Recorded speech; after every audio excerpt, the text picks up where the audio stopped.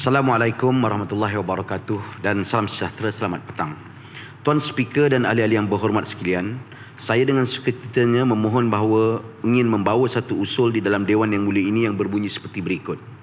Bahawa Dewan Yang Mulia ini memahami kepentingan negeri Selangor sebagai nadi pembangunan dan penyumbang KDNK terbesar Malaysia yang akan terus kekal berdaya saing pada posisi ini menerusi hala tuju strategik dan pembangunan yang komprehensif. Menyedari senario negeri yang berdepan dengan cabaran pasca COVID-19 serta cabaran-cabaran persekitaran yang melanda, serta keperluan untuk memulih dan memacu semula ekonomi negeri menerusi pelan pembangunan 5 tahun 2021-2025 yang strategik, realistik dan tepat. Mendukung usaha seluruh lapisan pentadbiran kerajaan negeri Selangor membulatkan azam menyatu tekad serta menggembling kesatuan tenaga dan tindakan yang seiring untuk bersama-sama menjayakan pelan pembangunan 5 tahun ini yang meletakkan keperluan sosioekonomi rakyat sebagai keutamaan dengan mengambil kira aspek pengukuhan ekonomi dan pemeliharaan serta pemuliharaan alam sekitar sebagai agenda penting negeri. Mengajak seluruh rakyat negeri Selangor bersama-sama mengukuhkan negeri ini dalam acuan dan komitmen yang sama dengan pentadbiran negeri supaya hasil negeri dapat dinikmati dan dimajukan bersama. Mengemukakan satu rancangan yang terhasil buat pertama kali menerusi perancangan teliti dan hasil kajian terperinci melibatkan pelbagai sesi libat urus, pemukiman, bengkel strategik, sesi validasi dan simposium yang diterjemahkan ke dalam satu dokumen yang dikenali sebagai Rancangan Selangor Pertama 2021-2025.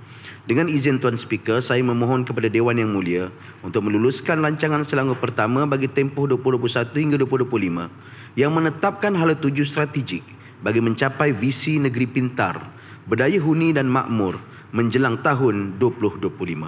Dengan menggariskan 4 tema strategik yang meliputi aspek pengukuhan ekonomi, peningkatan kesejahteraan dan keterangkuman sosial, pemacuan kelestarian dan takbir urus smart dan berkesan. Yang berhormat Tuan Speaker, saya mohon untuk mencadangkan usul kepada Dewan Yang Mulia untuk disokong dan dibahaskan dalam Dewan Yang Mulia.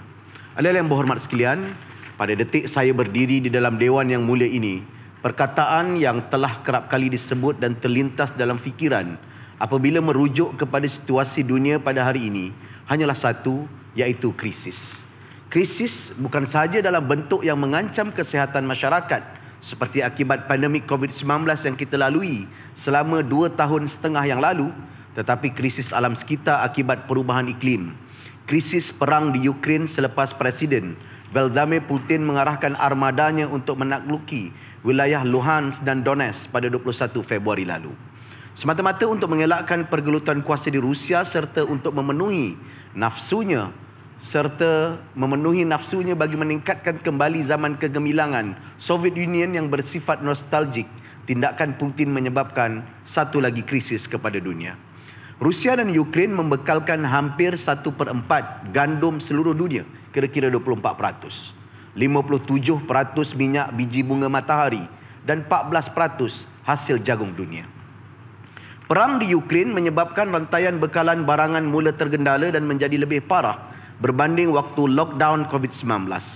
Muncul pula krisis kos sara hidup apabila harga barang mula meningkat secara mendadak dan menyebabkan inflasi di merata dunia. Menurut indeks harga makanan oleh Food and Agriculture Organization FAO, harga makanan pasca perang Ukraine adalah paling tinggi sejak data harga makanan mula dikutip pada tahun 1990. Kajian World Investment Report 2022 oleh United Nations Center on Trade and Development UNCTAD berkata, UNCTAD meramalkan momentum pertumbuhan pada tahun 2021 mustahil untuk dikekalkan dan aliran masuk FDI pada tahun 2022 akan berada dalam trajekteri menurun ataupun kekal mendatar. Peperangan di Ukraine memberi kesan yang melangkaui sempadan negara itu yang akan menyebabkan krisis 3 serangkai, iaitu makanan, bahan bakar serta keuangan. Peningkatan harga minyak dan komoditi asas akan meningkatkan lagi inflasi dan memburukkan lagi lingkaran hutang. Peningkatan kes COVID-19 di China yang menyebabkan sekatan pergerakan di beberapa bandar yang penting dalam rantaian nilai global ataupun GVC akan mengurangkan pelaburan baru dalam industri perbekalan GVC. ASEAN Development Bank pula menyimpulkan bahawa perubahan iklim akan memberi kesan mudarat kepada sektor pertanian pelancongan, tenaga, produktiviti buruh, risiko bencana, kesihatan serta alam sekitar. Dan kesemua faktor ini boleh menyebabkan kehilangan KDNK rantau Asia Tenggara sebanyak 11% menjelang tahun 2100. Impak situasi ini sudah pun mula dilihat dalam negara kita, terutamanya di peringkat isi rumah. Laporan Malaysia Economic Monitor yang diterbitkan oleh Bank Dunia pada bulan lalu berkata bahawa 1 daripada 4 kanak-kanak dalam isi rumah yang berpendapatan RM4,000 ke bawah tidak dapat turut serta dalam pembelajaran secara dalam talian akibat tiada akses kepada perkhidmatan internet. Dan pengeluaran duit simpanan sehingga 3 ataupun 4 kali menyebabkan warga emas negara kita hidup dalam keadaan kewangan yang terdedah kepada risiko dan terpaksa bekerja atau bergantung kepada kerajaan untuk bantuan. Krisis-krisis yang sedang dihadapi oleh masyarakat dunia pada detik ini mengingatkan saya kepada kisah keluarga Joad dalam judul The Grave of Wrath oleh John Steinbeck.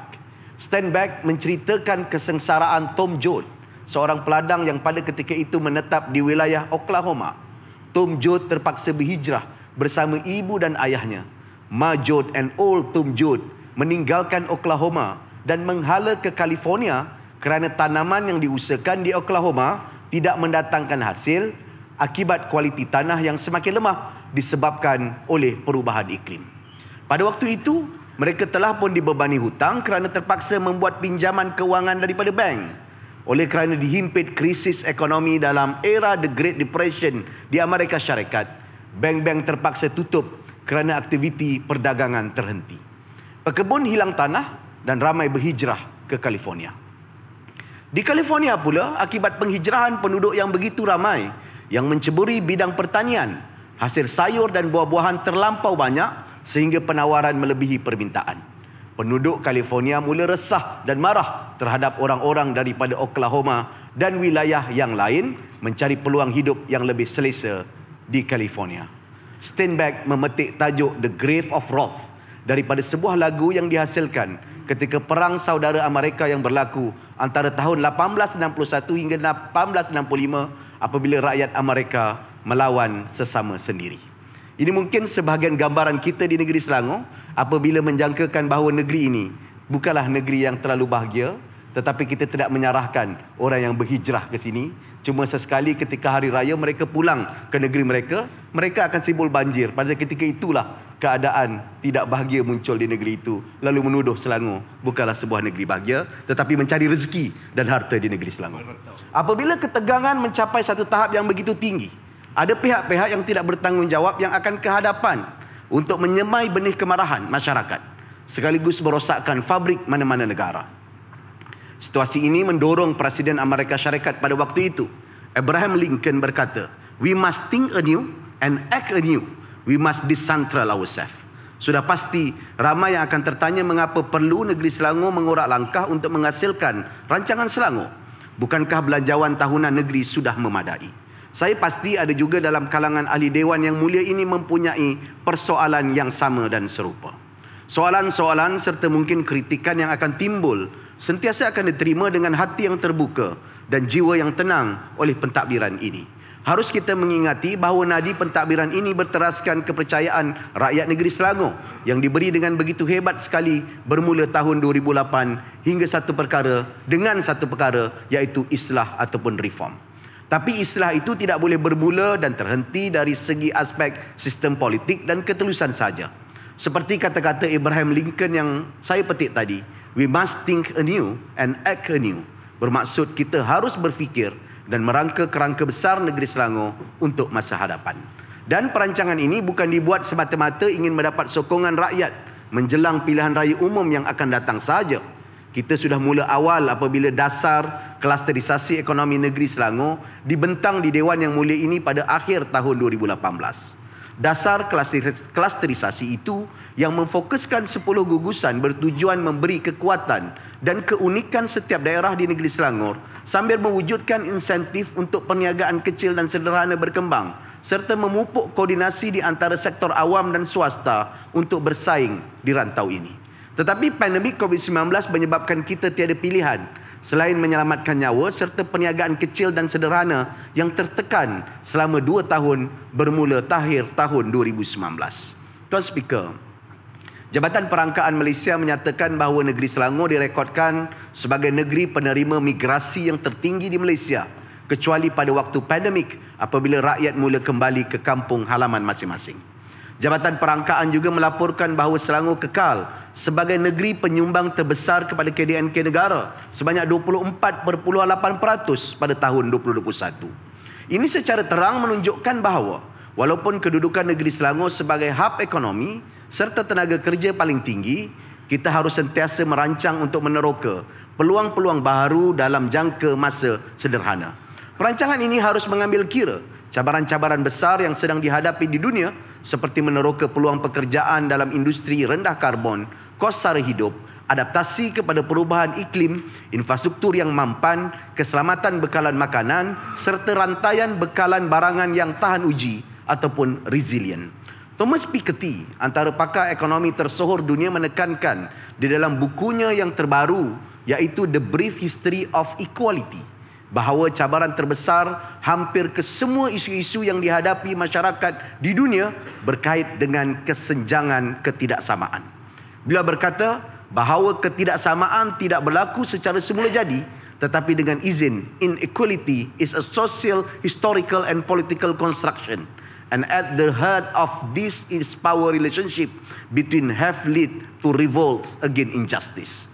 Piketty menggunakan contoh gerakan Black Lives Matter ataupun #MeToo serta Fridays for Future yang dicetus akibat ketidaksamaan kaum, jantina serta alam sekitar yang merentasi negara ataupun generasi.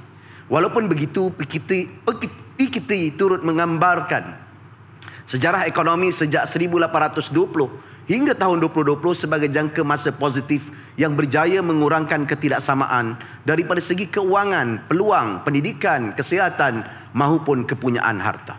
Rancangan Selangor Pertama bukan sahaja beriltizam untuk mencapai sumbangan 30% kepada KDNK negara menjelang tahun 2025, tetapi dengan izin the golden balance antara pertumbuhan ekonomi dan penambahbaikan taraf kualiti hidup rakyat yang akan mengurangkan ketidaksamaan ini dengan menyediakan apa yang diperlukan rakyat di lokaliti-lokaliti seluruh Selangor, terutamanya di kawasan yang mengalami perbandaran yang rancak atau dengan izin rapid urbanization.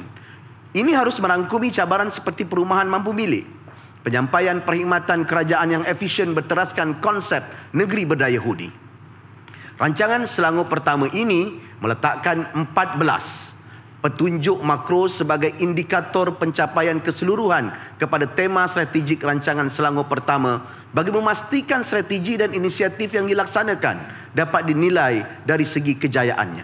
Antara sasaran utama yang ingin dicapai menjelang tahun 2025 adalah: pertama, pertumbuhan KDNK negeri disasarkan pada kadar 6.5 hingga 7% setahun. Kedua, pelaburan yang diluluskan untuk sektor utama dan lebih canggih sebanyak 25 bilion hingga 35 bilion ringgit setahun. Ketiga, penembusan jalur lebar tetap bagi setiap 100 premis pada kadar 70%. Keempat, jumlah peluang pekerjaan disasarkan antara 3.5 dan 3.8 juta orang bersamaan dengan kira-kira 97% dari jumlah tenaga buruh di negeri Selangor. Kelima, median pendapatan isi rumah dianggarkan kira-kira ringgit Malaysia RM9,290 sebulan di tahun 2025. Mengurangkan peratus kemiskinan mutlak kepada 0.7%. Ketujuh, mengurangkan peratus kemiskinan relatif kepada 11%. Kelapan, skor indeks kesejahteraan keluarga berada pada skala 8.0. Kesembilan, pengurangan intensiti pelepasan gas rumah hijau berdasarkan KDNK sebanyak 35% berdasarkan intensiti pelepasan pada tahun 2005. Kesepuluh, jaminan bekalan air bersih harian. Kesebelas, meningkatkan kadar kitar semula sisa bahan buangan kepada 15%, maksud saya. Kedua belas, kadar penyelesaian projek rancangan Selangor Pertama yang berimpak tinggi berada pada tahap 100% berdasarkan kepada kemajuan semasa. Ke-13, kedudukan pihak berkuasa tempatan di peringkat kebangsaan berada di penarafan 10 teratas. Dan yang terakhir, yang ke-14, pendigitalan perkhidmatan kerajaan berbentuk hujung ke hujung ataupun end to end sebanyak 85%. Tuan Speaker, rancangan Selangor pertama ini merangkumi 4 tema strategi, 5 pemangkin dasar dan 262 projek serta inisiatif yang merangkumi 19 pemacu perubahan ataupun game changer projects. Tema strategi pertama iaitu pengukuhan ekonomi dalam usaha memperkukuh lagi Selangor, status Selangor sebagai pusat pembangunan ekonomi dan destinasi utama untuk pelaburan strategi di Malaysia dan di rantau Asia. Rancangan Selangor pertama telah mengenal pasti 9 sektor tumpuan berdasarkan sumbangan KDNK semasa, potensi pertumbuhan pasaran dan permintaan masa hadapan yang akan terus memacu ekonomi Selangor. Kesemua sektor ini berpotensi melonjakkan kedudukan ekonomi Selangor sebagai dengan izin the economic powerhouse di Malaysia, di samping menjana peluang pekerjaan yang berkualiti tinggi di seluruh pelosok negeri Selangor. Selain itu juga, dalam memastikan pengagihan yang saksama bagi aktiviti ekonomi di negeri Selangor, rancangan Selangor pertama juga telah mengenal pasti beberapa wilayah yang akan dibangunkan melalui rancangan pembangunan berasaskan pelan pembangunan wilayah. Ini merupakan tambahan kepada 9 sektor tumpuan yang dikenal pasti. Pelan pembangunan wilayah ataupun klasterisasi ini termasuklah pembangunan serantau bersepadu di Selangor Selatan ataupun Integrated Development Region in South Selangor atau IDRIS, pembangunan kawasan Sabak Bernam Development Area ataupun SABDA, dan Zon Pembangunan Ekonomi Selangor Maritime Gateway ZPE SMG. Tuan Speaker, sektor logistik di Malaysia menyumbang kira-kira 3.5% kepada KDNK negara setiap tahun. Perkhidmatan pos dan kurier pula berjaya mencatatkan pertumbuhan tertinggi dalam KDNK ketika pandemik melanda.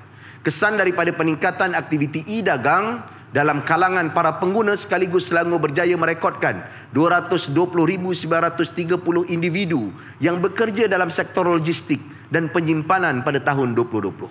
Oleh itu, kita telah mengenal pasti satu projek pemacu perubahan yang bertujuan mengukuhkan sektor logistik sekaligus ekonomi negeri, iaitu KERI Selangor. Ianya adalah pembangunan zon ekonomi khas ataupun Special Economic Zone SEZ yang dicadangkan di Pulau KERI untuk pembangunan pelbagai yang terdiri daripada kawasan perindustrian, komersial, logistik, pelabuhan dan aktiviti rekreasi. Pembangunan ini bertujuan untuk merangsang dan meningkatkan ekosistem ekonomi maritim yang sedia ada di negeri Selangor, menambah baik penggunaan tanah untuk pembangunan perindustrian, meningkatkan keterhubungan untuk menyokong kegunaan domestik dan perdagangan asing bagi jangka masa panjang. Kerajaan negeri menganggarkan nilai kasar sebanyak 40.2 bilion akan menyumbang kepada ekonomi menjelang 2060. Anggaran sumbangan KDNK sebanyak 4.71 bilion pada tahun 2045 dan mewujudkan sebanyak 115,000 peluang-peluang pekerjaan baru. KERI Selangor akan mempunyai keluasan 6,000 hektar di mana zon ekonomi khas akan memberi tumpuan kepada 3 industri utama seperti pembuatan, pelabuhan laut serta hub logistik dan pengedaran. Ahli Dewan yang mulia, Malaysia mempunyai daya tarikan tersendiri dalam industri pelancongan di rantau ini dengan kekayaan budaya dan pelbagai tarikan yang lain. Ia merupakan salah satu penyumbang terpenting kepada ekonomi negara. Semasa pandemik, pertumbuhan sektor ini terjejas dengan mencatatkan penurunan mendadak sebanyak 72% di tahun 2020. Secara kesimpulannya, pandemik memberi impak yang besar kepada sumber pendapatan dan pekerjaan berkaitan dengan sektor pelancongan. Kerajaan negeri telah melancarkan Pelan Induk Pelancongan Negeri Selangor 2021-2026 bagi merangsang semua kerancakan industri ini. Selangor mempunyai banyak daya tarikan berkaitan sektor pelancongan untuk ditawarkan di daerah-daerah di negeri Selangor sekaligus berupaya memperkukuh potensi sektor pelancongan. Di antara projek pemacu perubahan yang telah dikenal pasti adalah pembangunan Shah Alam Contemporary and Modern Art Sama di bawah inisiatif kluster pelancongan Selangor. Kita percaya ramai pelancong dalam dan luar negara akan mengunjungi muzium seni ini dan menyaksikan kehebatan seniman Malaysia serta Asia Tenggara dan juga muzium-muzium yang ada di negeri Selangor. Sementara itu, IDRIS merupakan pembangunan pelaburan swasta bersepadu di daerah Sepang dan Kuala Langat. Didorong dan dilengkapkan dengan kemudahan oleh pihak kerajaan negeri dan disokong dengan insentif negeri dan persekutuan yang merangkupi keluasan sejumlah 40,000 ekar. dengan anggaran nilai pembangunan sebanyak 1 trilion ringgit Malaysia. Tuan Speaker, di Selangor, sektor pertanian berkembang pada kadar 3% tahun dan di tahun 2015 hingga 2020 dan terus berkembang meskipun dalam keadaan berlakunya pandemik COVID-19. KDNK sektor pertanian Selangor mencatat peningkatan marginal kepada 4.72 bilion pada tahun 2020 berbanding 4.71 bilion pada tahun 2019. Sektor Selangor memberikan komitmen terhadap sektor pertanian melalui peruntukan khusus dalam belanjawan tahun 2021 termasuk inisiatif menghasilkan tanaman nilai tinggi melalui penggunaan IoT dan teknologi yang melibatkan peruntukan 26.4 juta. Selangor Accelerator Program juga turut memberikan penghususan terhadap pembangunan industri agroteknologi selari dengan aspirasi negara dan negeri Selangor. Justru, rancangan Selangor Pertama akan melaksanakan sabda yang bertujuan untuk merangsang pertumbuhan ekonomi di daerah Sabak Berdam. Jumlah pelaburan sebanyak 1.9 bilion untuk pembangunan Sabak Bernam meliputi kawasan seluas 1,317 hektar ini dianggarkan akan memberikan pulangan hasil sebanyak 248 juta ringgit setahun dari aktiviti teras ekonomi serta mampu mewujudkan 3,600 peluang pekerjaan baru. Tuan Speaker, Malaysia mempunyai ekosistem aeroangkasa yang komprehensif dan dianggarkan 63% daripada 240 syarikat aeroangkasa dan syarikat berkaitan aeroangkasa yang bertapak di Malaysia adalah berpengkalan di negeri Selangor, sekaligus menjadikan negeri Selangor sebagai hub aeroangkasa negara. Selaras dengan matlamat yang digariskan dalam rangka tindakan aeroangkasa Selangor 2020-2030, suatu projek telah dikenal pasti untuk menjadikan pemacu perubahan di bawah sektor ini. Ianya adalah Selangor International Aero Park atau dikenali sebagai SAP, bertujuan memastikan Selangor dan Malaysia terus menjadi hub aeroangkasa di peringkat global dan khususnya di peringkat serantau dan ASEAN. Manakala itu, kerajaan negeri akan melancarkan suatu zon pembangunan ekonomi Selangor Maritime Gateway yang bertindak sebagai koridor pembangunan ekonomi dengan meliputi kawasan seluas 27,960 hektar di sekitar Sungai Kelang beserta dengan pelaburan sebanyak 2.2 bilion ringgit Malaysia. Projek pemacu perubahan Stadium Shah Alam tentunya menggamit nostalgia dan emosi terutamanya penyokong pasukan Merah Kuning. Kerajaan negeri berpandangan sudah tiba masanya stadium dan lingkungannya diberi nafas baru. Projek pembangunan semula Kompleks Sukan Shah Alam bertujuan untuk membina Stadium Kalis Usang ataupun future proof stadium dan fasiliti sukan yang menyerupai ciri-ciri teknologi terbaru dan pelaksanaan pembangunan serta kelestarian persekitaran. Kerajaan negeri mengenal pasti faktor utama kejayaan projek ini antaranya adalah prestasi pemaju dan menyiapkan stadium dan fasiliti sukan, kerjasama dan koordinasi bersama pihak berkepentingan dalam memastikan keperluan negeri Selangor dipenuhi. Kita mensasarkan gross development value bernilai 8 hingga 13 bilion dalam projek ini. Tema strategik kedua iaitu mempertingkat inklusiviti sosial dan kesejahteraan rakyat.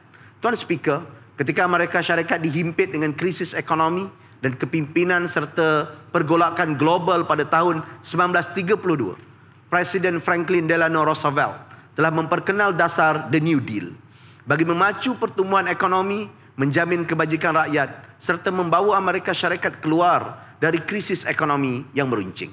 Setelah berjaya menstabilkan keadaan ekonomi, FDR telah memperkenalkan The Second New Deal pada tahun 1935 yang menumpukan kepada kebajikan rakyat terutamanya golongan yang terkesan dengan krisis ekonomi. Antara yang diperkenalkan ialah Social Security Act yang memberi bantuan kepada mereka yang kehilangan pekerjaan, pencen serta bantuan kebajikan. Kerajaan negeri Selangor di bawah Pakatan Rakyat dan kemudiannya Pakatan Harapan telah melaksanakan program merakyatkan ekonomi Selangor pada tahun 2008 yang bermula dengan 7 inisiatif. Program ini dilaksanakan dengan matlamat berkongsi hasil negeri Selangor dengan rakyat dan membantu rakyat mengharungi kemelesetan ekonomi ketika itu. Setelah itu, MES diperkemas dan dikembangkan menjadi 36 inisiatif di bawah kerangka Inisiatif Peduli Rakyat. Pada tahun 2019, kerajaan negeri telah memperkemas, menambah baik dan menjajarkan program serta inisiatif di bawah Inisiatif Peduli Rakyat. pada tahun 2021, kerajaan negeri telah mengumumkan Iltizam Selangor Penyayang dengan 44 program yang meneruskan kesinambungan MES dan juga IPR, serta pada masa yang sama melengkapkan ekosistem program kebajikan kerajaan negeri.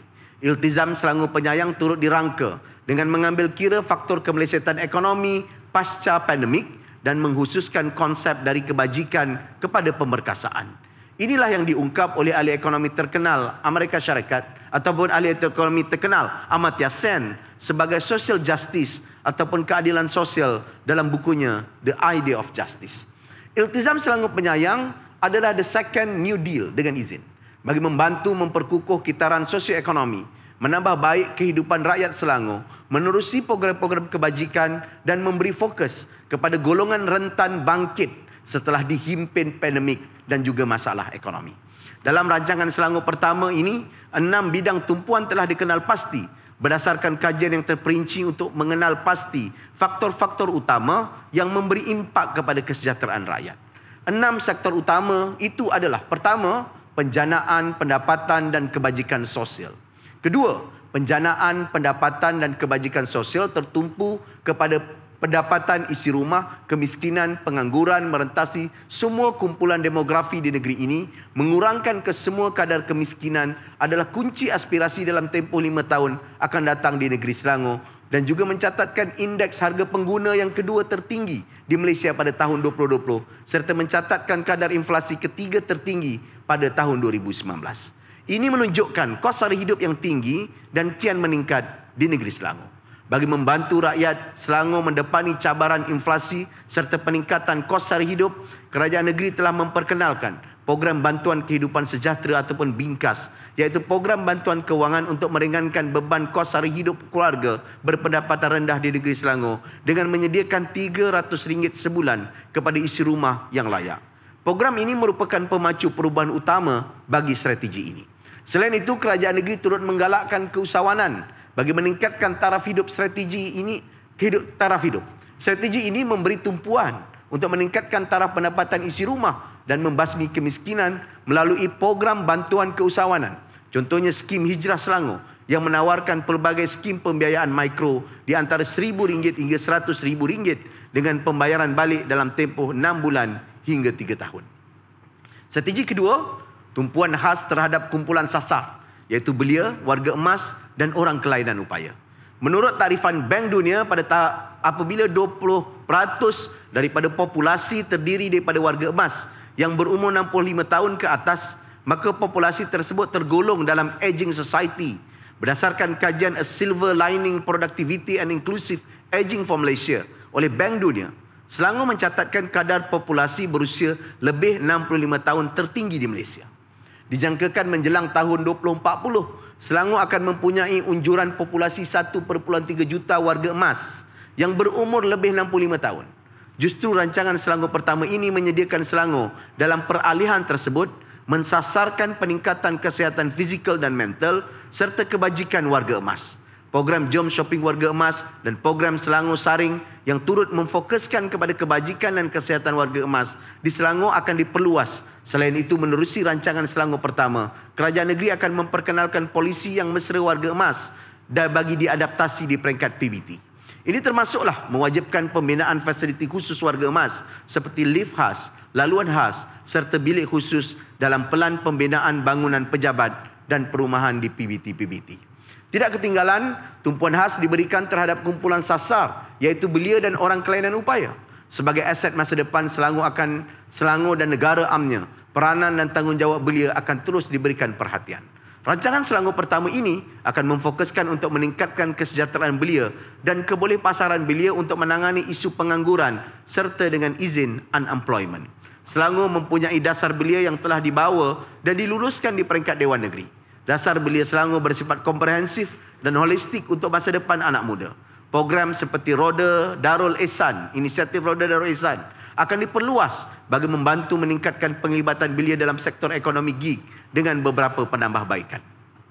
Selain itu, program Selangor Kerjaya yang telah diumumkan pada tahun 2020 telah menerima sambutan yang amat menggalakkan. Hingga 30 Jun yang lalu, seramai 25,747 orang tenaga kerja telah berdaftar dengan Selangor Kerjaya manakala 10,708 peserta telah memanfaatkan kemudahan ujian profiling yang disediakan oleh Selangor Kerjaya. Manakala untuk program Selangor Freelance sehingga 30 Jun 2022, seramai 12,381 orang telah mendaftar. Dari jumlah tersebut, 9,578 orang telah disah menepati kriteria yang diperlukan. Ini menunjukkan bahawa kedua-dua program padanan kerjaya yang dianjurkan oleh kerajaan negeri telah menerima sambutan yang baik, dan kerajaan negeri melalui PNSB serta MBI akan memperluas lagi kedua-dua program ini untuk anak Selangor selain daripada jom kerja yang dianjurkan di peringkat daerah secara fizikal.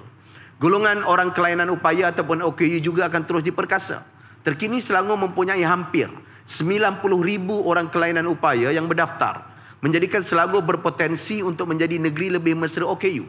Rancangan Selangor pertama ini akan menyediakan peluang pekerjaan dan menjana pendapatan kepada OKU dengan tumpuan tambahan kepada belia OKU semasa mereka beralih dari pusat kebajikan kepada dunia luar seperti pemulihan dalam komuniti, PDK dan perkhidmatan pusat kehidupan berdikari. Ketiga, wanita, keluarga dan masyarakat. Wanita merupakan tunjang institusi kekeluargaan dan masyarakat. Cabaran yang dihadapi golongan wanita kian meningkat terutamanya pasca pandemik. Rancangan Selangor pertama akan memberikan penumpuan khas bagi membantu wanita bekerja terutamanya dalam sektor pengasuhan dan penjagaan anak. Selain daripada mengembangkan dan meluluskan inisiatif sedia ada seperti program bantuan tunai asuh pintar, bantuan RM1,200 setahun bagi tujuan penjagaan anak, serta program bantuan tunai tunas, bantuan tunai RM300 setahun bagi yuran prasekolah anak-anak, kerajaan negeri juga mencadangkan insentif khas bagi syarikat yang mewujudkan pusat asuhan ataupun penjagaan kanak-kanak di pejabat. Ini akan dimulakan dengan agensi-agensi anak-anak syarikat kerajaan negeri serta mewajibkan penyediaan pusat asuhan kanak-kanak serta bilik khas untuk penyusuan bayi di semua premis PBT di seluruh negeri Selangor. Langkah dan usaha ini dijangka akan mendorong lebih ramai wanita untuk kekal dan kembali bekerja, seterusnya menyumbang kepada sasaran 75% penyertaan wanita dalam pasaran kerja pada tahun 2025. Selain daripada itu, pembangunan usahawan wanita akan diperkukuh dengan meningkatkan akses kepada pembiayaan dan latihan kemahiran. Rancangan Selangor pertama juga akan memberi tumpuan kepada program advokasi untuk menggalakkan majikan sektor awam dan swasta untuk menyediakan aturan kerja yang lebih fleksibel seperti bekerja dari rumah dan secara hybrid untuk pekerjaan yang sesuai serta kerja mengikut waktu yang fleksibel khusus untuk golongan wanita. Strategi keempat, perumahan mampu milik. Di bawah bidang tumpuan ini terdapat dua matlamat, iaitu meningkatkan kadar pemilikan rumah di Selangor dan menawarkan kediaman yang menjamin kesejahteraan keluarga yang lebih baik. Rancangan Selangor pertama ini turut memberi penekanan untuk meningkatkan keselamatan di kawasan bandar melalui peningkatan pengawasan jenayah, penggunaan teknologi pintar dan menjalankan kempen kesedaran untuk mencegah jenayah. Pemilikan rumah mampu milik di negeri Selangor menghadapi tiga isu utama, iaitu ketidakpadanan antara penawaran dan permintaan untuk saiz dan jenis rumah, lokasi unit rumah mampu milik dan kesukaran dalam mendapatkan pembiayaan untuk isi rumah berpendapatan rendah, terutamanya mereka yang tidak mempunyai pendapatan yang stabil.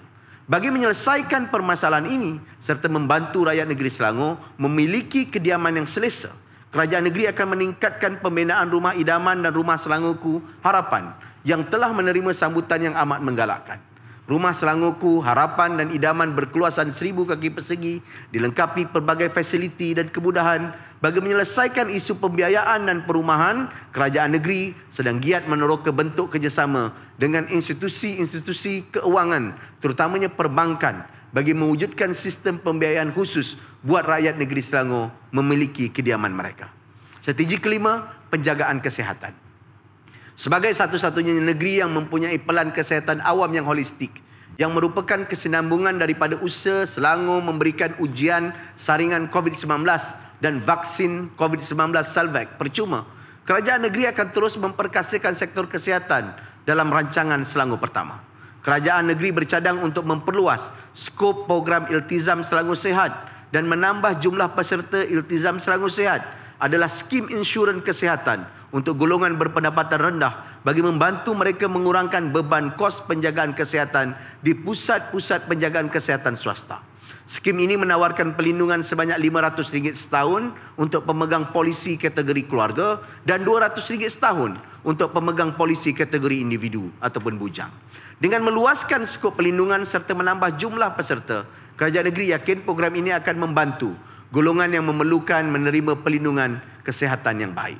Selain dari faktor perlindungan kesihatan, di bawah sektor ini juga kerajaan negeri akan menumpu aspek nutrisi pemakanan terutamanya buat kanak-kanak. Dalam belanjawan sebelum ini, kerajaan negeri telah mewujudkan program Anak Selangor Anak Sehat ataupun ASAS. ASAS adalah program pemakanan kanak-kanak bagi keluarga berpendapatan rendah untuk mengurangkan kadar prevalence tumbesaran terbantut dan kekurangan zat makanan di kalangan kanak-kanak. Dalam rancangan Selangor pertama ini, kerajaan negeri akan memperluas asas ke seluruh negeri bagi menangani isu kekurangan zat ataupun gizi makanan kanak-kanak yang merupakan isu serius di negeri Selangor. Kerajaan negeri menjangkakan dengan menangani masalah kekurangan zat di kalangan kanak-kanak akan memberikan impak positif dalam jangka masa panjang, terutamanya mengurangkan jumlah pesakit bagi penyakit yang berpunca daripada kekurangan zat makanan. Strategi ke-6, pendidikan. Let us pick up our books and our pens. They are our most powerful weapons. One child, one teacher and one book and one pen can change the world. Kata-kata hikmat ini diungkap oleh Malala, tokoh yang memperjuangkan pendidikan di bumi Afghanistan. Pendidikan adalah antara bidang tumpuan yang utama di dalam rancangan Selangor 1 dan menjadi salah satu pemacu perubahan ataupun game changer yang diperlukan untuk menyediakan modal insan berkualiti negeri Selangor dan negara serta membina asas yang mampan bagi meningkatkan taraf hidup rakyat dan keluar daripada belenggu kemiskinan. Fokus bidang tumpuan pendidikan tertumpu kepada pendidikan yang bermula dari sekolah rendah hingga pengajian tinggi dengan strategi untuk meningkatkan kebolehcapaian. Tema strategik yang ketiga iaitu pemacuan kelestarian. Isu kelestarian alam sekitar sentiasa menjadi isu utama di peringkat global. Berdasarkan laporan Global Risk Report 2021 yang diterbitkan oleh World Economic Forum, risiko jangka panjang yang kritikal dihadapi ketika ini tertumpu kepada isu alam sekitar, perubahan iklim serta kelemahan undang-undang dan penguasaan terhadap pihak yang melakukan jenayah alam sekitar. Di Malaysia dan Selangor, kedua-dua isu ini sering hangat diperkatakan dalam arus perdana apabila berlaku tanah runtuh, banjir kilat dan sumber bekalan air yang tercemar. Rancangan Selangor pertama ini mengambil beberapa pendekatan strategik untuk memajukan kelestarian di negeri Selangor. Peralihan kepada pendekatan yang lebih lestari diperlukan pada setiap masa dalam membuat keputusan bagi meningkatkan keutamaan alam sekitar yang lestari dan berlandaskan prinsip alam sekitar, sosial dan amalan tak berurus ataupun ESG. 5 sektor tumpuan akan menyokong pembangunan kelestarian negeri telah dipilih berdasarkan keadaan alam sekitar negeri dan global, status terkini dan penyelidikan mengenai penambahbaikan yang diperlukan untuk menyelaras objektif tersebut dengan matlamat pembangunan mampan ataupun Sustainable Development Goal SDG. 5 sektor tumpuannya adalah seperti berikut. Pertama, daya tahan dan pengurusan bencana. Kedua, pengurusan air. Ketiga, negeri rendah karbon. Keempat, pengurusan sisa. Dan yang kelima, biodiversity dan sumber asli. Kejadian banjir dan tanah runtuh di Selangor sering berlaku disebabkan oleh pembangunan dan keadaan cuaca yang ekstrim. Perubahan iklim juga meningkatkan risiko berlakunya bencana. Bencana alam akan memberi kesan kepada rantaian bekalan yang berpotensi dan menjejaskan ekonomi secara amnya. Bagi tujuan ini, rancangan Selangor pertama telah menggariskan beberapa penambahbaikan ke atas program-program sedia ada serta penambahan inisiatif baru, antaranya penambahbaikan Smart Selangor Operation Center SSOC yang akan berupaya untuk menghantar amaran awal bencana menjelang tahun 2025. Yang kedua, pembangunan pelan tindakan pengurusan bencana yang menggariskan persediaan terhadap pengurusan bencana, tindak balas dan pemulihan dengan tumpuan kepada tadbir urus dan komunikasi yang efektif. Dan yang ketiga, pelaksanaan projek infrastruktur mitigasi banjir telah dikenal pasti termasuk pendalaman sungai, pembinaan dan penaik tarafan tampungan sungai dan juga kolam. Selangor mempunyai kadar penggunaan air dan penggunaan per kapita tertinggi dalam negara iaitu sebanyak 230 liter per kapita sehari. 45% lebih tinggi daripada sasaran penggunaan air oleh Pertubuhan Bangsa-Bangsa Bersatu PBB, iaitu sebanyak 165 liter per kapita sehari. Walau bagaimanapun, lebih daripada 90% sumber air mentah Selangor diambil daripada sumber sungai, dengan 62% memerlukan rawatan lanjut sebelum ia boleh digunakan sebagai bekalan air. Air Selangor menjangka kadar non-revenue water ataupun NRW yang pada saat ini pada tahap 27.93% akan dapat diturunkan sebanyak 25% menjelang tahun 2025. Ini berlaku setelah 556.14 km pipe daripada keseluruhan 30,000 km pipe telah berjaya ditukarkan sehingga Disember 2021. Rancangan Selangor Pertama telah menggariskan 3 strategi utama dan 9 projek, program dan inisiatif PPI dalam fokus bidang pengurusan air. Pemacu perubahan untuk bidang tumpuan pengurusan air adalah Selangor Maritime Gateway, iaitu pembersihan dan pemulihan Sungai Kelak. Projek SMG ini akan memberi tumpuan kepada pembersihan dan pemulihan sungai melalui pelbagai kaedah seperti sistem pemantauan penyebaran kualiti air, log boom dan penggunaan jentera pengutip sampah canggih interceptor. Kaedah lain yang telah dikenal pasti untuk pembersihan dan pemulihan sungai termasuklah sistem pengurusan air bersepadu dan loji rawatan air Sungai Rasau. Peluang baru peningkatan kualiti hidup dan pembangunan kelestarian di sepanjang Sungai Kelang dan anak sungainya dapat dipertingkatkan. Selangor masih mempunyai pelepasan karbon yang positif.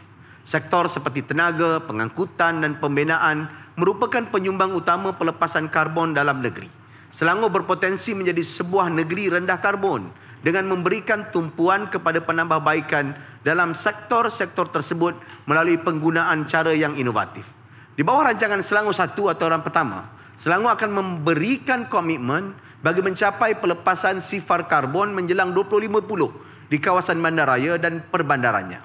Pengesanan pelepasan gas rumah hijau ataupun greenhouse gas dalam semua sektor akan dilakukan melalui penggunaan mekanisme pelaporan karbon untuk industri dan pembangunan rangka kerja untuk pengiraan gas rumah hijau bagi membolehkan perancangan karbon rendah yang lebih baik di peringkat tempatan. Pengurangan keseluruhan dalam pelepasan gas rumah hijau, peningkatan daya tahan terhadap risiko iklim dan pelindungan diversiti akan dapat dipertingkatkan. Sebagai negeri yang mempunyai bilangan penduduk yang tertinggi, Selangor turut menjana jumlah sisa pepejal terjadual dan klinikal yang tertinggi di Malaysia. Secara purata, Selangor menjana 7,220 tan sisa pepejal sehari, bersamaan 22% daripada keseluruhan sisa pepejal seluruh negara. Selangor kini menuju ke arah sistem pengurusan sisa bersepadu dengan peluang untuk mengurangkan sisa ke tapak pelupusan. Penyelesaian teknologi inovatif seperti kemudahan sisa kepada tenaga ataupun waste to energy, penapisan biogas dan banyak lagi boleh menjadikan sisa-sisa menjadi sumber yang berharga. Bagi tujuan itu, bidang tumpuan ini menggariskan 2 strategi dan 5 projek program ataupun inisiatif.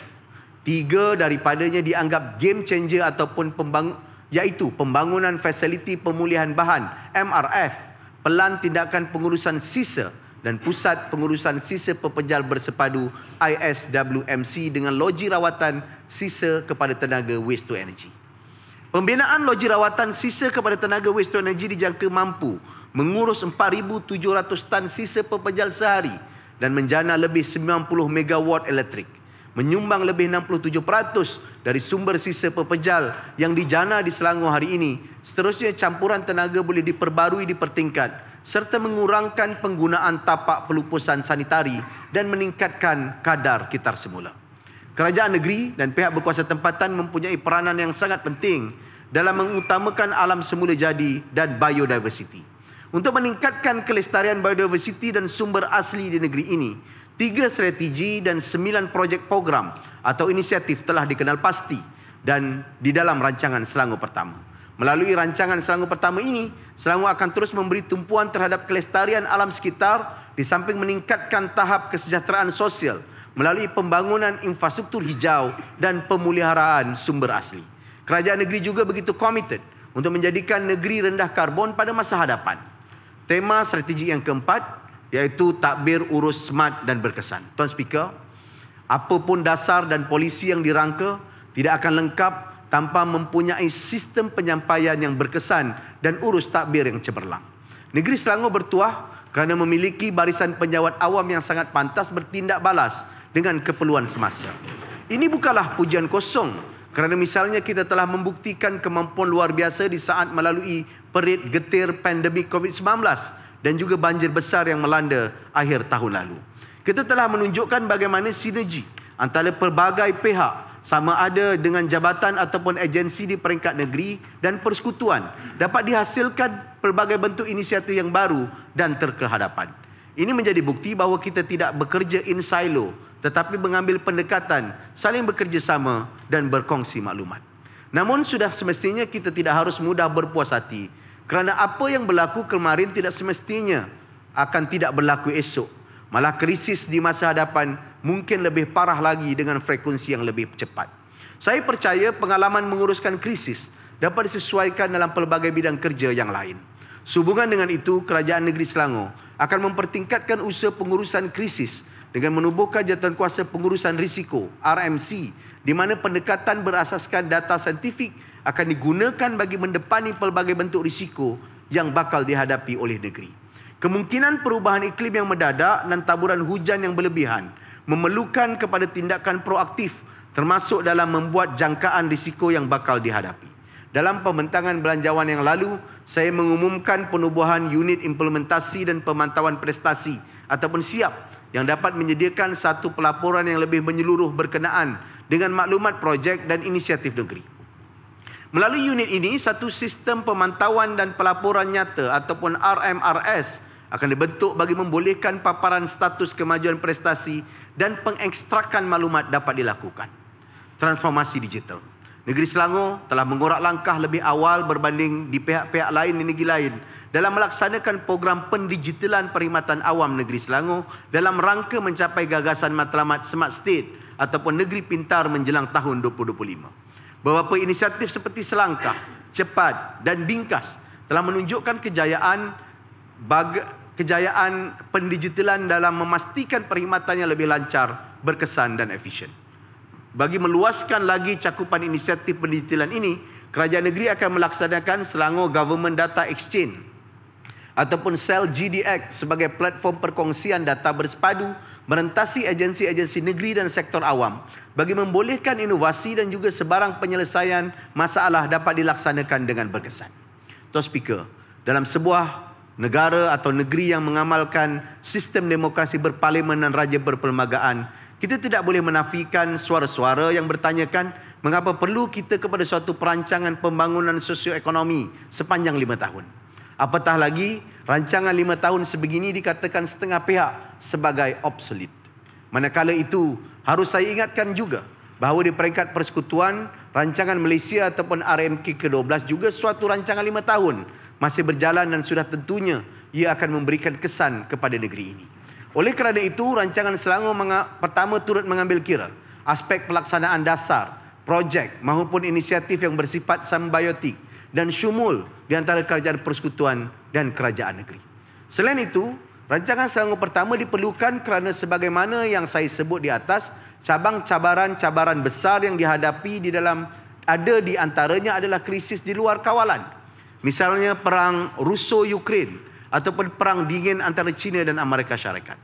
Tatkala kerajaan persekutuan masih dilanda pelbagai fenomena, sekejap taufan, sekejap badai, sekejap hujan renyai, ketika negara ini diselubungi ketidaktentuan, saya selaku Menteri Besar Negeri Selangor tidak boleh terus duduk diam dan pasrah serta tanpa ikhtiar menanggung perkara-perkara ini. Kita mempunyai kesedaran bahawa kita harus berusaha, berdoa dan bertawakal. Makanya, ia adalah usaha serta ikhtiar kita bersama insya-Allah, kemahuan kita untuk memastikan negeri Selangor sebagai sebuah negeri yang rahmah sesuai dengan ayat Al-Quran surah Al-Balad ayat ke-17. Thumma kana minal ladzina amanu wa tawasaw bis sabr wa tawasaw bil marhamah, yang bermaksud bahawa mereka ini adalah golongan yang beriman yang berpesan-pesan dengan kesabaran dan berpesan-pesan dengan rahmah. Surah Al-Balad yang saya nukilkan turut menggariskan beberapa perbuatan baik ataupun rahmah yang tinggi derajatnya. Bermula dengan ayat ke-13 sehingga ayat ke-16, kita disuruh memerdekakan hamba, memberi makan kepada mereka yang kelaparan, membantu yatim yang dekat dan mempunyai hubungan kekeluargaan, dan membantu golongan miskin yang dibelenggu tanah atau bergelumbang pasir. Inilah yang disebut dalam Al-Quran sebagai damadrobah ataupun orang miskin. Orang miskin damadrobah ini adalah mereka yang bergelandangan ataupun tiada pelindungan, tiada tempat tinggal dan tiada tempat berteduh. Semangat inilah yang membulatkan tekad saya untuk meluncurkan suatu perancangan seumpama rancangan Selangor pertama untuk secara dasarnya melonjakkan ekonomi negeri, menjamin kesentosaan rakyat negeri Selangor, memastikan aliran pendapatan baru serta terkehadapan menangani perubahan maupun inovasi dan teknologi semasa. Saya berharap ikhtiar ini, segala projek dan inisiatif ini yang nanti akan dihitung oleh Yang Maha Esa, sebahagian daripada pesan-pesan kepada kesabaran dan pesan-pesan untuk melakukan kebaikan. Tuan Speaker, izin saya nyatakan di sini sebagai satu anekdotal. Saya ini merupakan pembaca ataupun peminat tegar F.A. Hayek, ahli ekonomi tersohor berasal daripada Austria. Kecenderungan saya sebagai Hayekian dan membaca sedikit sebanyak Karl Popper meyakinkan bahawa penggubalan dasar harus bersifat piecemeal ataupun runcitan. Dengan izin piecemeal engineering. Walau bagaimanapun, saya sudah tentu bersama dengan pasukan ahli majlis mesyuarat kerajaan negeri dan barisan penjawat awam belajar untuk menjadi pragmatik. Kami sedar demi kebaikan rakyat dan negeri ini, kita harus bersedia untuk bergerak tangkas dan lincah. Beberapa episod krisis dan pergolakan antarabangsa mengajar saya, seumpama krisis keuangan Asia 97-98, krisis gadai janji subprima dengan izin subprime mortgage crisis yang mengakibatkan krisis ekonomi global 2007-2008. Kemudiannya sepanjang saya selaku Menteri Besar, kita berhadapan dengan pandemik semenjak 2020 yang sehingga kini masih terasa dampak dan kesannya. Terkini, perang Rusia-Ukraine dan perang dingin China dan Amerika Syarikat telah menguatkan lagi keyakinan saya untuk mengimbang di antara perspektif Hayek Popper dengan perspektif Keynesian-Samuelson di antara piecemeal engineering dan demand side teori yang memfokuskan peranan kerajaan untuk menstabilkan ekonomi, terutamanya sewaktu krisis. Tuan Speaker, F.A. Hayek yang meraih hadiah Nobel pada tahun 1974 itu terkenal skeptikal terhadap keangkuhan mengumpul data kononnya mampu meneka serta mengawal segala aspek kehidupan dan tingkah laku manusia. Menerusi esei beliau yang terkenal, The Use of Knowledge in Society, Hayek mengkritik inisiatif mengubal dasar secara central planning ataupun perencanaan terpusat. Menerusi karya F.A. Hayek yang berjudul The Counter-Revolution of Science and the Poverty of Historicism yang ditulis oleh Sir Karl Popper, kedua-dua tokoh tersebut mengkritik obsesi minda mekanikal yang mendabik dada bahawa kita perlu mengumpul data sebanyak mungkin untuk berkemampuan mengetahui menerusi data tersebut segala tingkah laku dan motif setiap individu. Adakah Hayek menentang pengumpulan data ataupun maklumat maupun perencanaan ekonomi? Sudah tentu tidak. Beliau menyebut dengan izin, all economic activity is in this sense planning. Akan tetapi beliau sedar pada dekad-dekad akan datang, para central planner, perencana pusat mempunyai kecenderungan untuk menjadi authoritarian. Data-data yang dikumpul bukan digunakan untuk merangka pelan ekonomi, memakmurkan negeri, akan tetapi suatu pelan untuk mengawal tingkah laku rakyat. Ini yang disebut sebagai an abuse and tyranny of algorithmic decision making. Justru, rancangan Selangor pertama berbeza daripada pelan-pelan ekonomi bersifat menjajah dan menerobos ruang individu. Kita akur kehendak semasa yang menggubal perancangan berdasarkan frasa terkenal seperti data-driven policy. Namun pelan ekonomi kita berteraskan ekonomi manusiawi ataupun human economy sebagaimana yang ditekankan oleh pengarang Asia Renaissance Datuk Seri Anwar Ibrahim. Sementara kita mengakui keberkesanan alat-alat teknologi ataupun technological tools untuk mengumpul data bagi mengumpul kita merencana dengan lebih baik, saya tidak dapat tidak mengakui kehebatan manusia ataupun manusiawi kerana kekaguman saya terhadap martabat manusiawi yang mengatasi martabat minda mekanikal. Inilah saya menukilkan daripada Hamlet. What a piece of work is a man. How noble in reason, how infinite in faculty. the beauty of the world, the paragon of the animal. Berteraskan ekonomi manusiawi tersebut, kita tidak mahu pencabulan hak pribadi sebagaimana kebobrokan Cambridge Analytica ataupun pelan ekonomi yang meragut jutaan nyawa umpama Great Leap Forward. Justru agar rancangan Selangor Pertama atau pelan-pelan ekonomi lainnya tidak menjadi pelantar dengan izin Tuan Speaker, over excessiveness or overly excited central planner, kita memastikan tema strategik keempat iaitu berkenaan tadbir urus ataupun governance. Kemahuan kita kepada negeri pintar bukan bermaksud negeri ini akan rakyatnya menjadi automaton, ataupun kita mahukan sebuah negeri pintar yang manusiawi, yang compassionate dan juga penyayang. Ahli yang berhormat yang saya kasih sekalian, semoga dengan pembentangan ini dan perbahasan kita dapat mewujudkan keseimbangan di antara kemajuan, menangani perubahan, menangani krisis serta mengembangkan dan menimbulkan kesesamaan dalam kehidupan masyarakat kita yang digariskan melalui projek-projek dan juga strategi-strategi yang kita gariskan, dan kita menjadikan dewan ini sebagai wadah untuk sama-sama kita membahaskan dan membincangkan teliti kepada rakyat dan juga nasib rakyat di masa hadapan dan negeri Selangor yang kita cintai. Saya mencadangkan, Yang Berhormat. Terima kasih.